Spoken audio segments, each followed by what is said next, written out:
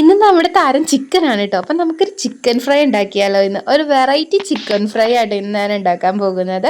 അപ്പം അതിനാവശ്യമായിട്ടുള്ള ഇൻഗ്രീഡിയൻസ് എന്താണെന്ന് നോക്കാം. മല്ലിച്ചെപ്പ്, ഒരു പച്ചമുളക്, 3-4 വറ്റൽമുളക് വെള്ളത്തിലിട്ട് കുതിർത്തത്, ഇഞ്ചി, വെളുത്തുള്ളി.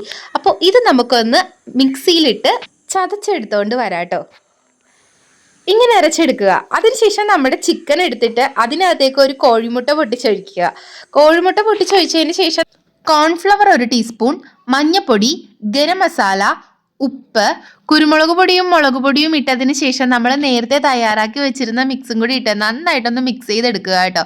നന്നായിട്ട് മിക്സ് ചെയ്തെടുത്തിട്ട് നമ്മൾ ഒരു 10 മിനിറ്റ് അതൊന്ന് റെസ്റ്റ് ചെയ്യാൻ വെക്കണം കേട്ടോ.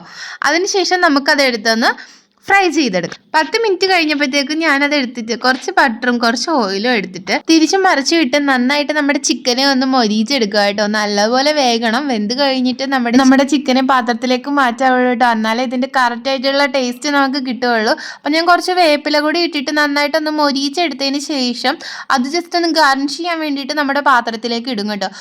അപ്പോൾ നമ്മുടെ ചിക്കൻ ഫ്രൈ ഇവിടെ റെഡി ആയിട്ടുണ്ട്. അപ്പോൾ ഞങ്ങളെല്ലാവരും ടേസ്റ്റ് ചെയ്ത് നോക്കിയിട്ട് ഞങ്ങൾക്ക് എല്ലാവർക്കും ഇഷ്ടപ്പെട്ടു. അപ്പോൾ എൻ്റെ വീഡിയോ കണ്ടിട്ട് നിങ്ങൾക്ക് ഉണ്ടാക്കാൻ തോന്നുവാണെങ്കിൽ എല്ലാവരും ട്രൈ ചെയ്ത് നോക്കിയിട്ട് എനിക്ക് ഫീഡ്ബാക്ക് അറിയിക്കണം കേട്ടോ. അപ്പോൾ നെക്സ്റ്റ് വീഡിയോയിൽ കാണുന്നവരെ ബൈ ബൈ.